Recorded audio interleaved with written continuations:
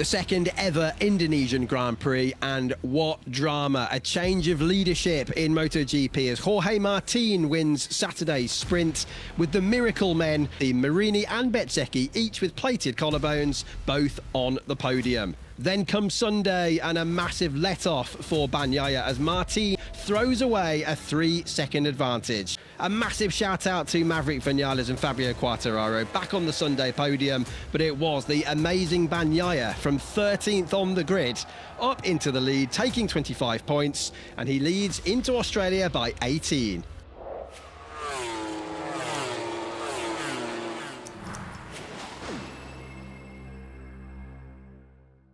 Well, Phillip Island, in my opinion, the best motorcycle Grand Prix circuit in the world. And that's where we'll be for the latest action this weekend, with just 5 Grand Prix to go now in this quite scintillating 2023 MotoGP World Championship season. Nick Harris with us, as always, the master himself, Indonesia Nick. Phenomenal action. And they are not making it easy for themselves at the front of this championship, are they?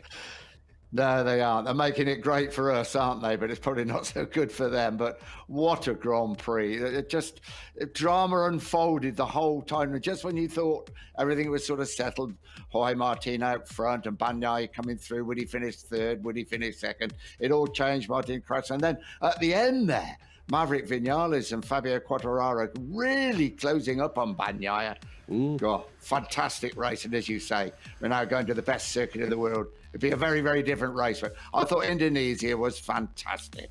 Well, with us this week, I'm delighted to say we've got one of the bosses of the Gresini team, but also don't forget MotoGPGuru.com. Sign up now for free. Make your predictions for the last 5 rounds of the season and get the chance to win both cash and merchandise prizes for every single Grand Prix. You could even win this amazing Ducati Panigale V4S just by signing up for free.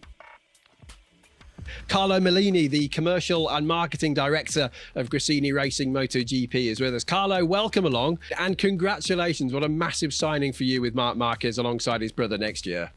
Thanks for inviting. And yeah, it's been quite a special Grand Prix. You know, it started with the announcement that you just recall. And as you know, Fabio finished 4th in the race on Sunday, which quite an amazing and achievement and results. So pretty good weekend. Phenomenal weekend. I mean, where do you start with it, really? I mean, it's got to be Marc Marquez, hasn't it? How does the whole Gresini family feel with 2 Marquez brothers in the team next year? It's a PR dream, and on the track it could be absolutely incredible. Yeah, I mean, it's for us, you can imagine, it's quite exciting to look forward to 2024 and exciting to have a rider like Marc in the team. For us, it's kind of a dream coming true. And so, first of all, thanks to Marc for the trust in the team, for believing that we can deliver what he needs, a good technical package, and I think most of all, also quite familiar environment. And thanks to Alex also, he did a good advertising. He promoted and give us, some good publicity. When did you get the first inkling, the first idea that Marc was keen to come? That must have been an amazing moment. Yeah, I mean, we never stopped dreaming, and what really made things easier, is having Alex in the team. So, both Marc and Alex shared the team, the same manager. So, talking was easy. Dreaming was easy. And then when the planets align in a certain way, then, things started getting, a little bit less dreaming, a little bit more reality. And that was a great journey until we announced the sign of Marc on Thursday. And one thing we were going to ask as well, Carlo, Nick, was, will Marc be able to test immediately in Valencia? We can confirm that Marc will indeed test the Gresini Ducati as soon as he gets to the Valencia test. There is this last word from HRC, he's under contract with them, and he had to, HRC had to release Marc. So not all the details of the release have been finalized, but we really hope to see him on our bike in Valencia. So that would be, good for him to have a first feel with a new bike before the off-season starts. So we really hope the HRC is not gonna ban that. Can he win back that world title riding a Ducati? I think we can be on top of the ranking to fight for the title. Marc can be, amongst them to fight for the race every weekend and for the title eventually. Is it going to be difficult to hold on to Marc for a second season? Because there's already rumours of him maybe going back to Honda or going to the factory Ducati team or KTM. All these rumours we hear at this time of year. But what do you think? Is it going to be difficult to hold on to the guy? We signed 1 year. So Marc will be with the Gresini team for 2024. Of course, our commitment, it will be to, make the move to another team or to another manufacturer, the most difficult possible for him. So yeah. It will be also up to us to, to try to, make him not to, just, save some time to think that maybe staying with the Gresini also for 2025 could be a good idea. So, but as usual, it depends on how things will go. Honestly, I do believe it's the right move for everybody. Yeah, everyone is happy, the crew, the whole team. So it's good. And let me just.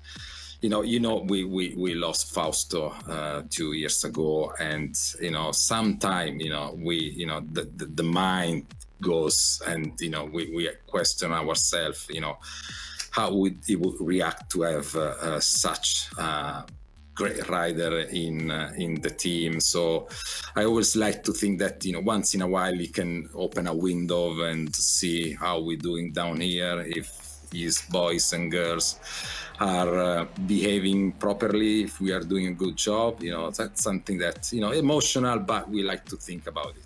I think he'll have a big smile on his face and be very proud. Yeah, very much so. And I'm sure everybody is behaving themselves, yeah. Carlo. Oh yeah, we have to. Okay, I was talking of behaving ourselves. What about some predictions? Because I know Carlo's quite excited about this, to make your first ever MotoGP Guru prediction. So let's start with Nick.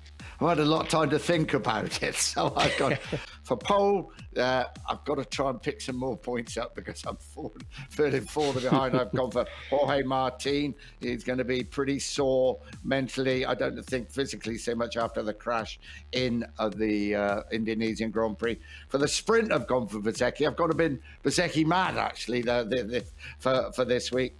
For the race, I've gone for Bagnaia. I thought he was magnificent. And Fabio Quartararo for the most overtakes, although Gianantonio, I think, in that Gresini team might be a better bet, but it's too late because I've written it down. I know it's really difficult to predict. Let's just remind ourselves as well, we still have 185 points left up for grabs. This is what I've gone for, and I was thinking, well, if you can't shake it up a bit for Phillip Island, then you can't really do that anywhere, can you? So for pole position, Jorge Martin, we know how quick he is on the 1 lap pace, and I think he's got something to prove now after that unforced error in Indonesia last weekend, and I reckon he's going to come off the back of that with victory in the sprint. But then I've gone for something a little bit different, and I've gone for Jack Miller and the KTM. For the comeback, I've gone for Alex Rins. He stormed through the field, didn't he, in Indonesia the other day, so let's see if we can do it the same again.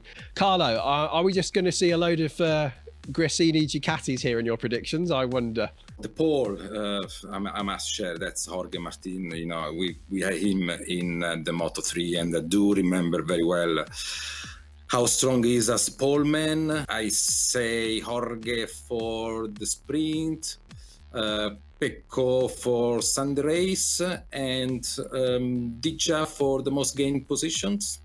I'm actually thinking now, Carlo, I need to change my comeback prediction. I've got nothing against Alex Rins, but I think Dija could be a good bet, actually. But anyway, you can't start changing because you've heard it from other people.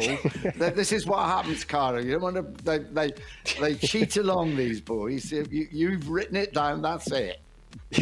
Has he always been like this, I Carlo? agree. You know Nick even longer than I have. Has Nick No, always see, been the Carlo sarcastic? agrees, you see, yeah. Unbelievable. Anyway, regular viewers will know that it's become a big hit, this has, Nick, on social media. That at this point of the show, we usually get a bit of commentary from Nick Harris to simulate the last few corners of the up-and-coming Grand Prix. You didn't know this was going to happen again, but it is. No. So Phillip Island is always a good run to the line there. Take it away. And they come down overlooking heights, 4 abreast. They break for the MG corner at the bottom. Who's going to come out on top? And then that long left-hander down the straight, onto that final bend, onto the Gardner straight. 4 abreast they come.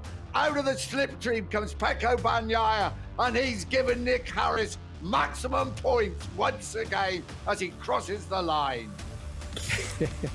It's the voice of MotoGP, Nick Harris there. Well, thank you very much, guys. Carlo, thanks so much for joining us. And once again, congratulations. Hopefully everything will go well with the Valencia test being allowed by Honda for Marc. But exciting times ahead, so good luck. Thank you very much, both. Thanks, Nick. Thanks, Greg. Thank you indeed. And Nick, thank you to you too. But we haven't got much time off, of course, because we've got the Thai Grand Prix next week. It's all happening, isn't it? It's an incredible show, And MotoGP just gets better and better. Good luck, everybody, with your predictions. Don't forget, it's MotoGPGuru.com. There is a bike you can win just by entering, and then there's all sorts of cash prizes and merchandise as we get ready now for the MotoGP Guru by Griffin Australian Motorcycle Grand Prix. And we'll see you next week for our Thai Grand Prix predictions. See you then.